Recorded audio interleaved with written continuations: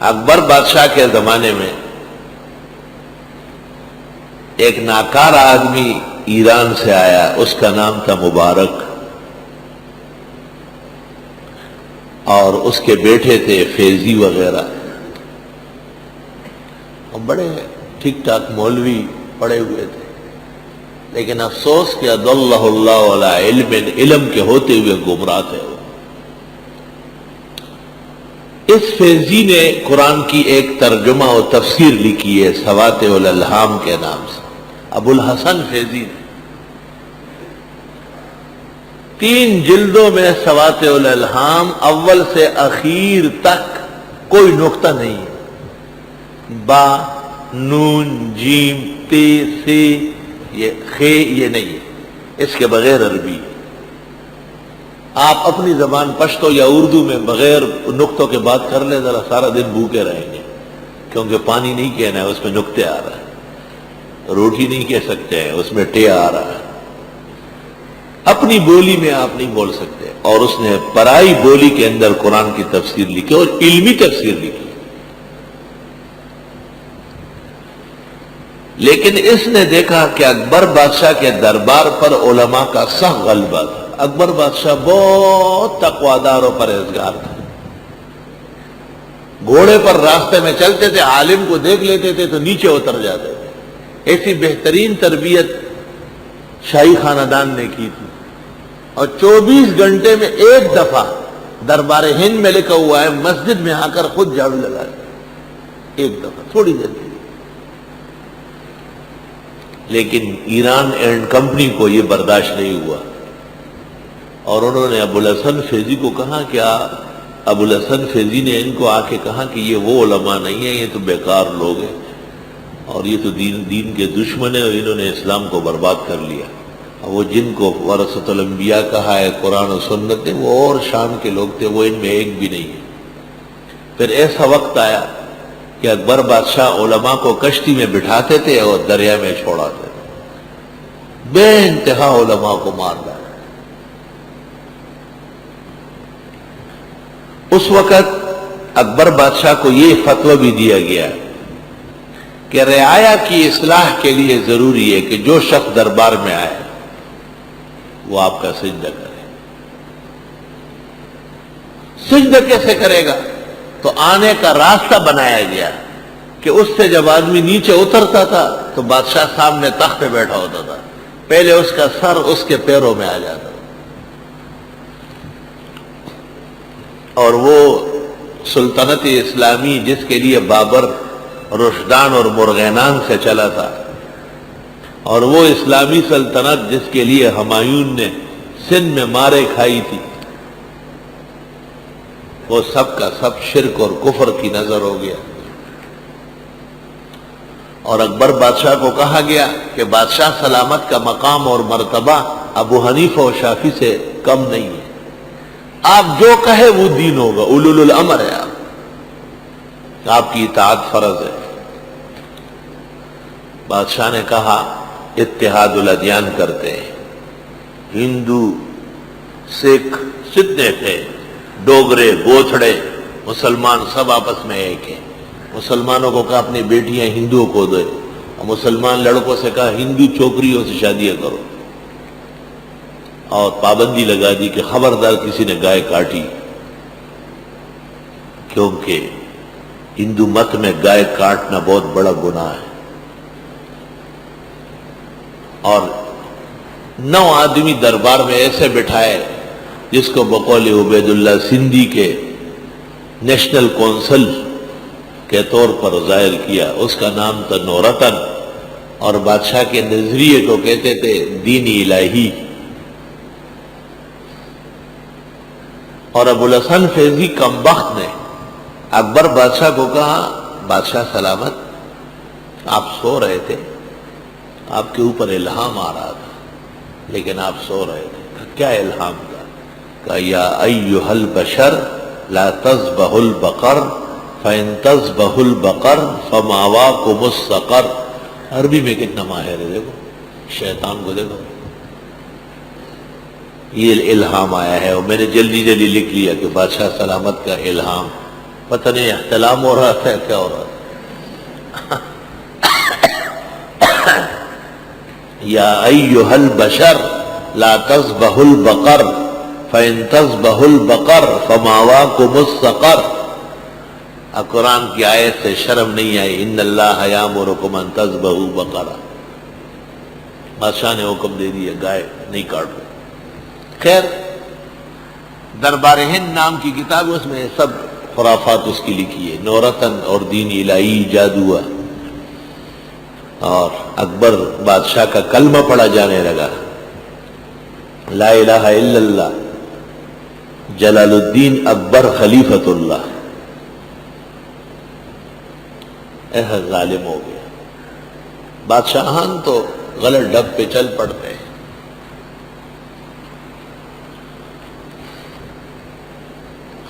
جب یہ خرافات بکھرنے لگی تو ہندوستان کے دور سائڈ سے سرہند سے ایک موحد عالم شیخ احمد اس نے جھنڈا اٹھایا. خبردار بادشاہ کافر، اس کے نورتن واجب القتل اور اس کے تمام نظریات کفریہ. شیخ احمد سرہندی نے سرہند سے علم اٹھایا اور چل پڑا.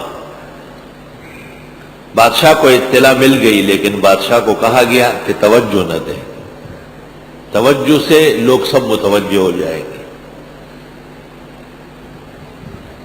اکبر بادشاہ مر گیا اور اس کا بیٹا نور الدین جہانگیر اس کی جگہ تخت نشین ہوا.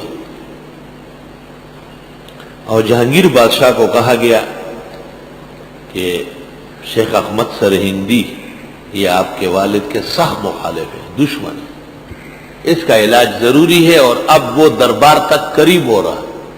اس کی تقریر اور تبلیغ دربار تک آ رہی ہے. جہانگیر بادشاہ نے کہا کیا کروں؟ دربار میں بلا لے، ان سے عہد و پیمان لیتے ہیں خلاف نہ کریں. بلاؤ. شیخ احمد سرہندی کو کہا گیا کہ آ جائیے. حضرت تشریف لائے. جب تشریف لائے اور دیکھا کہ داخل ہونے کا جو گیٹ ہے سامنے بادشاہ کا تخت لگا ہوا ہے، ماں بدولت بیٹھا ہوا ہے، تو حضرت نے کہا صبر کرو.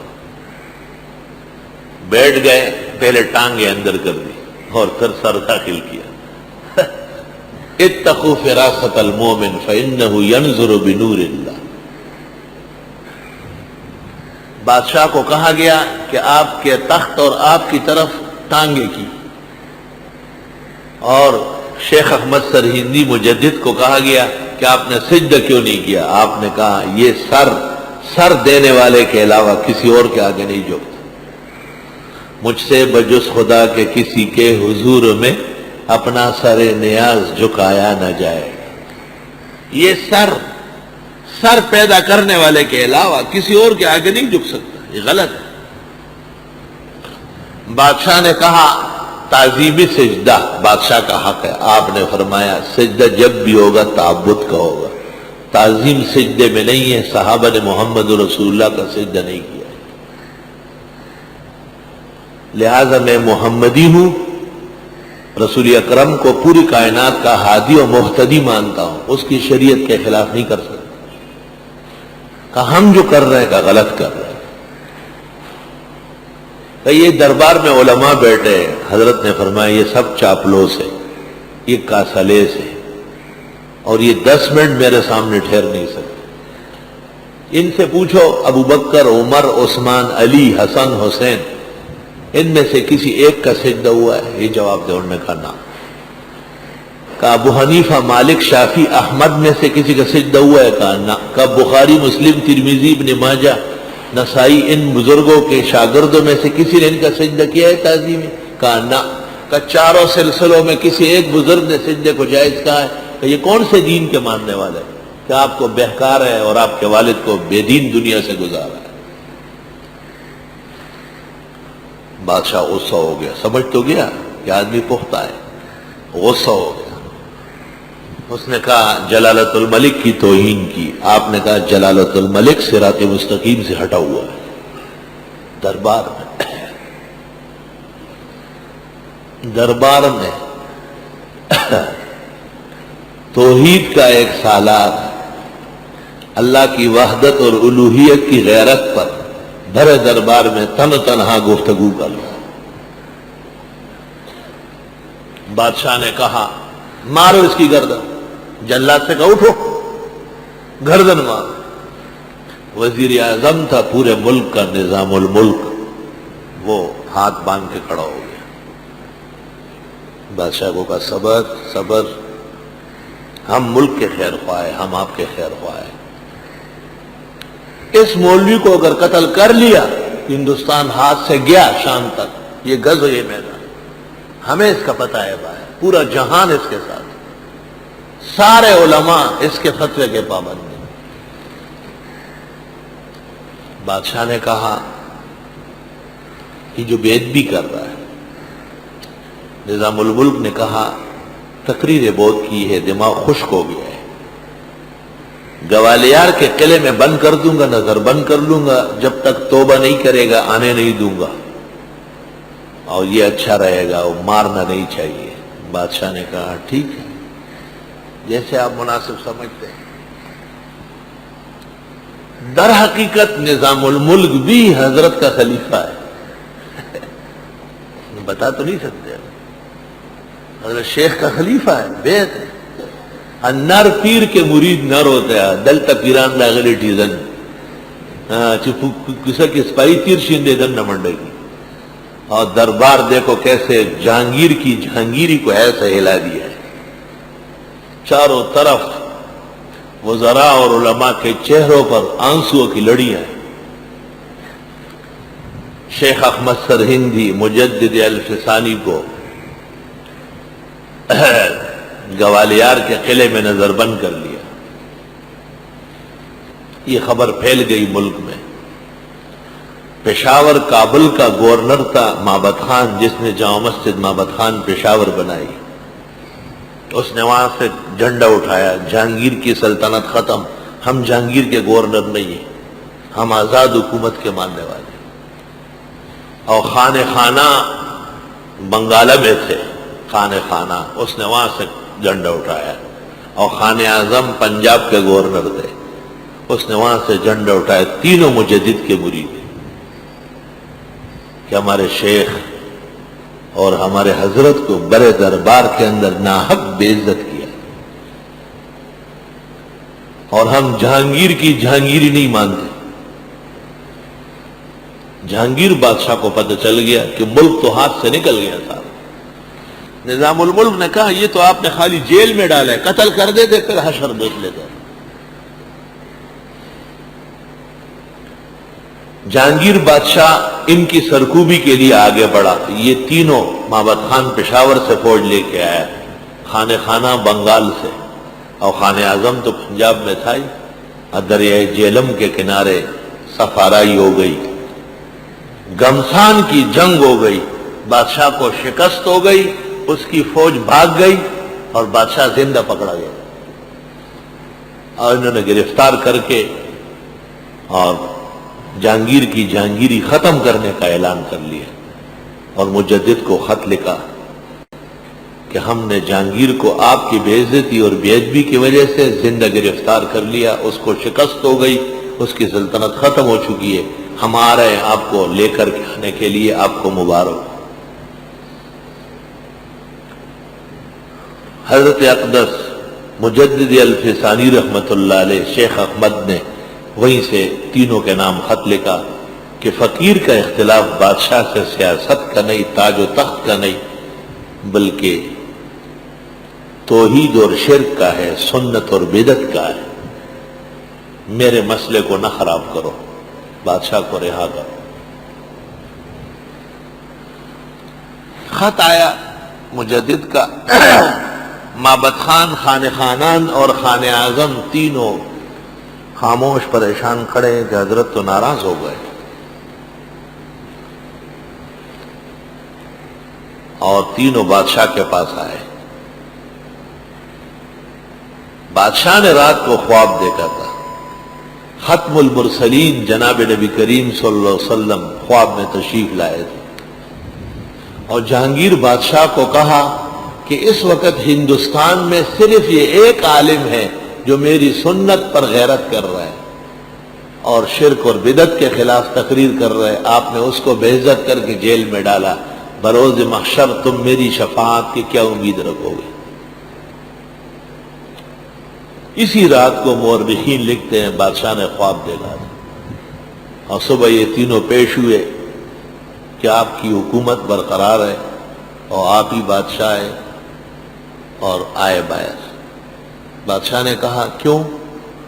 کہ مجدد کا خطا ہے، استاذ کا خطا ہے، ناراض ہے ہم سے، کیوں گرفتار کیا؟ بادشاہ کا تو ویسے سینہ پھٹ رہا تھا غم اور صدمے سے، حضرت خواب میں تشریف لائے، زبردست تنبیہ کر چکے ہیں۔ کہا ایسا نہیں، مجھے حضرت کی خدمت میں لے جاؤ، معافی مانگنے کے لیے مجھے حضرت کی خدمت میں گوالیار لے جاؤ۔ انہوں نے کہا چلے، ہم بھی چلتے ہیں۔ لشکروں سمیت یہ روانہ ہو گئے، گوالیار پہنچے اور جہانگیر نے حضرت کے پیروں میں سر رکھنا چاہا۔ آپ نے کہا ہاں یہی تو آپ سے اختلاف ہے کہ یہ سر پیدا کرنے کے علاوہ کسی آگے جھکانا جائز نہیں۔ یہ دین محمدی ہے، یہ پیغمبر صلی اللہ علیہ وسلم جو سچا دین لے کر کے آئے، 1000 سال بعد ایک عالم بادشاہ کے دربار کو ہلا کے رکھتا ہے، پورا منشور تبدیل کروا دیا۔ جہانگیر نے نیچے دستخط کر کے مہر لگائی اور حضرت کے آگے رکھی کہ حضرت جو چاہے مجھے معزول کر کے ان 3 میں سے کسی کو بادشاہ بنائے، میں راضی ہوں، مجھ سے راضی ہو جائے، مجھے معاف کر دے۔ آپ نے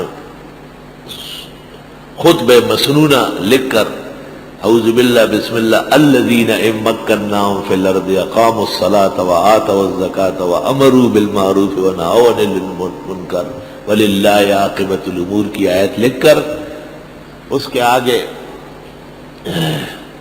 حدیث نقل کی اور پھر 20 سے 30 تک اصلاحات فرمائی کہ آپ کے والد نے مجوسیوں کو خوش کرنے کے لیے دربار میں آگ جلائی، فوراً بجھاؤ، اور ہماری مسلمان لڑکیاں ہندوؤں کے ہاں گئی ہیں، وہ نکاح نہیں ہوا ہے، فوراً واپس کراؤ۔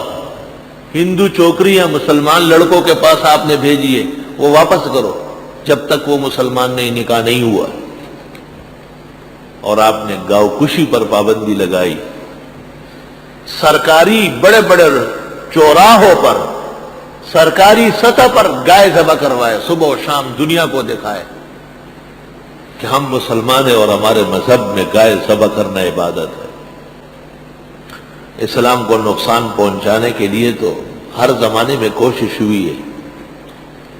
مجدد کی اس تحریک کی تشریح شاہ ولی اللہ اور شاہ عبدالعزیز اور ان کا خاندان دہلی میں کرتے تھے، حکومت تو نہیں تھی، سبق کے ذریعے پوری دنیا میں مجاہدین پیدا کیے، پوری دنیا میں۔ شاہ اسماعیل سبق کو سمجھ گیا تھا، اس لیے فوج لے کر کے گیا۔ مرنا اور جینا وہ علیحدہ مسئلہ ہے، ہاں؟ جس شان سے کوئی مقتل میں گیا وہ شان سلامت رہتی ہے، اور جس شان سے کوئی مقتل میں گیا وہ شان سلامت رہتی ہے، اور اس زندگی کا کیا یہ تو آنی جانی ہے، نہیں مرو گے تو ویسے ہی مر جاؤ گے۔ اور جب مرنا ہی ہے، اذا كانت الابدان للموت انشئت فقتل امرئ بالسيف والله افضل، حضرت حسین کا شعر رضی اللہ تعالی عنہ۔ اللہ